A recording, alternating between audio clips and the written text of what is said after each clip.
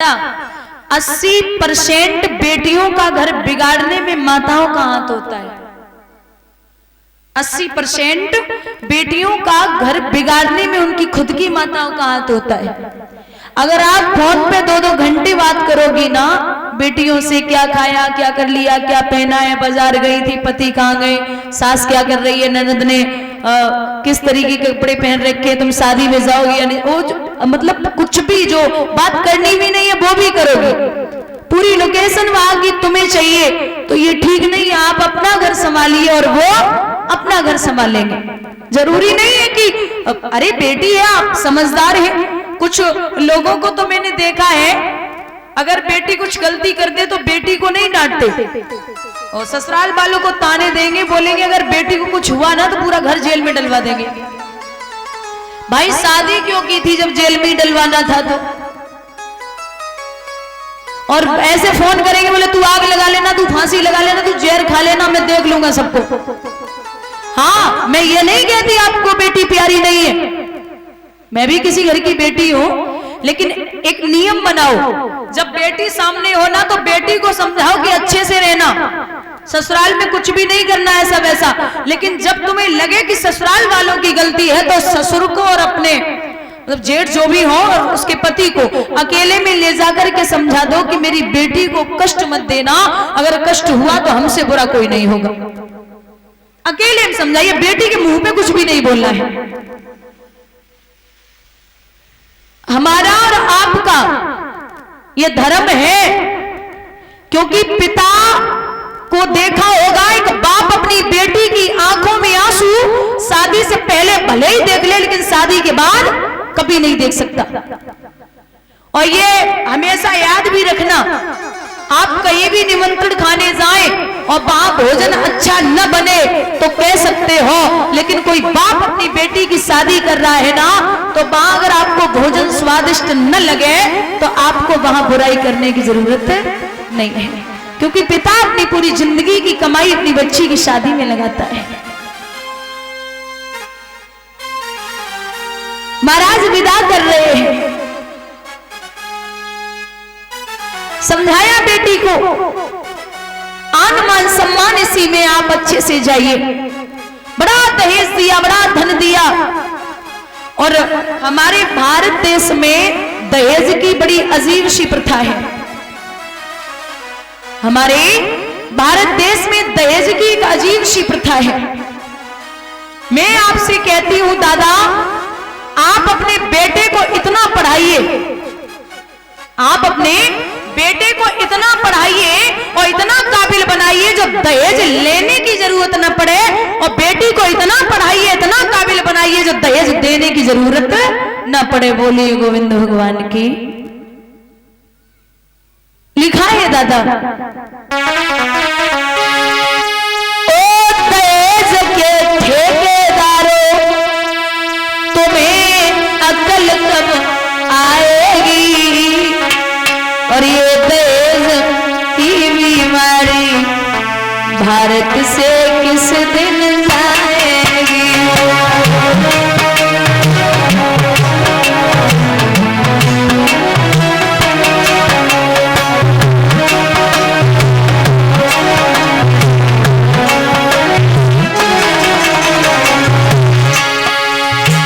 आज हजारों बहनों को चेहरे निगलते देखा है, आज हजारों कन्याओं को आग लगाते देखा है।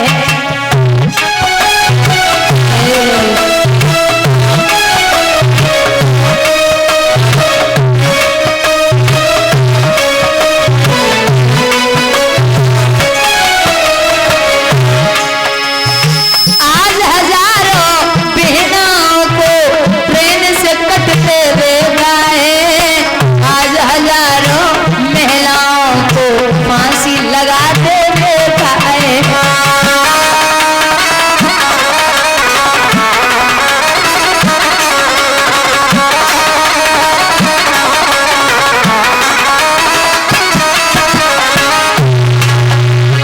ये देश की मारा मारी जाने किस दिन जाएगी, वो देश के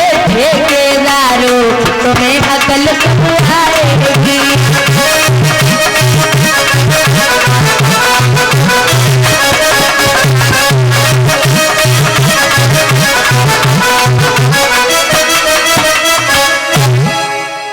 एक बाप के चाहे 4 बेटियां हो चाहे 10 हो, लेकिन वो अपनी बेटियों की शादी जहां करेगा वो ये देख के ही करता है कि मेरी बेटी कभी दुखी ना हो। एक बड़ा प्यारा उदाहरण बता दे दादा, बड़े ध्यान से सुनना। एक बाप के 3 बेटियां और वो बड़ी बेटी की शादी कर रहा था, तो जब लड़का बारात लेके घर पे आया तो जो बारोटी होती है ना उस पे ही वो बैठा हुआ था वहां, तो ससुर से बोला कि शादी तो कर लूंगा लेकिन मुझे गाड़ी चाहिए। ससुर बोले कि पहले तो ऐसी कोई मांग नहीं थी। बोले पहले नहीं थी लेकिन अब तो है, चाहिए मुझे।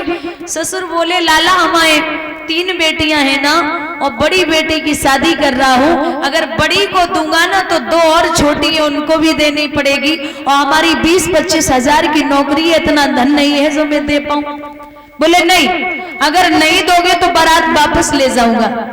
बुजुर्गों याद रखना, बाप ने अपनी सर की पगड़ी उतारी और दामाद के पैरों पर रख दी। जवाब दिया बच्चा आप जैसे भी बोले वो होगा लेकिन बारात वापस मत ले जाना। यहां वहां से पैसे इकट्ठे किए, बाप ने दामाद को गाड़ी दी।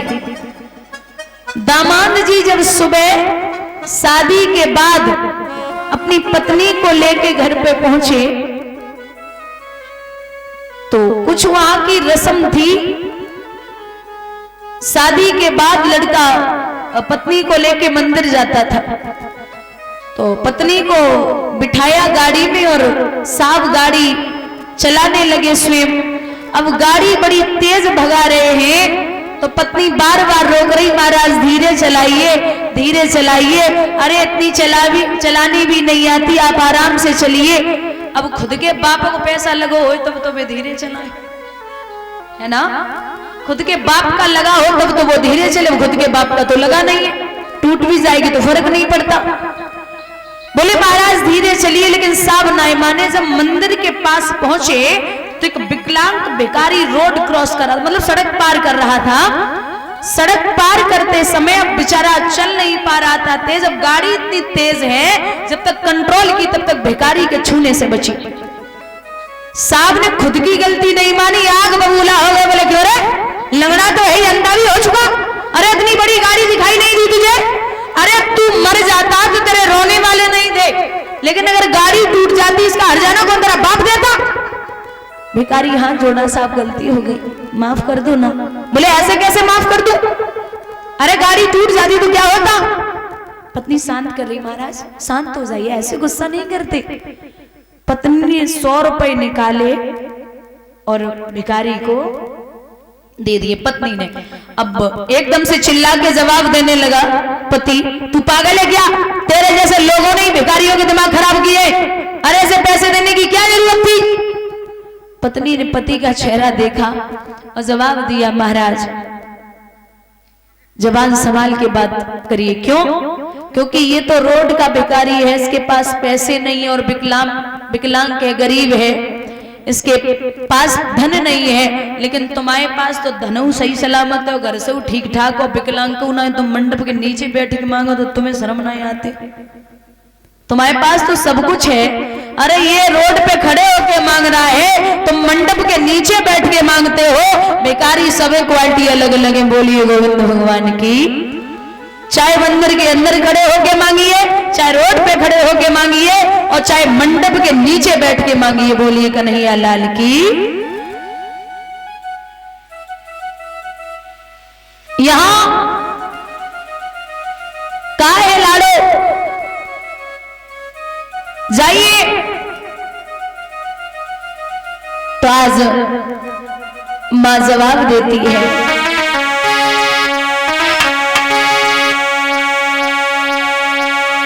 मैं गुड़िया मां, मैं गुड़िया तेरे आगे लिखी, मैं गुड़िया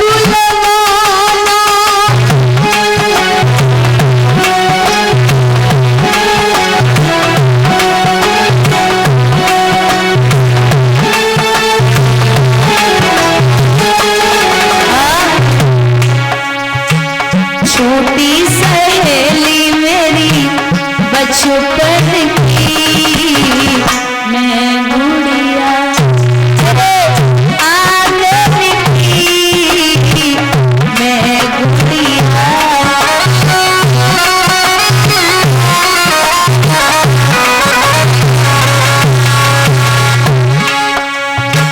मैं गुड़िया तेरे आंगन की मैं गुड़िया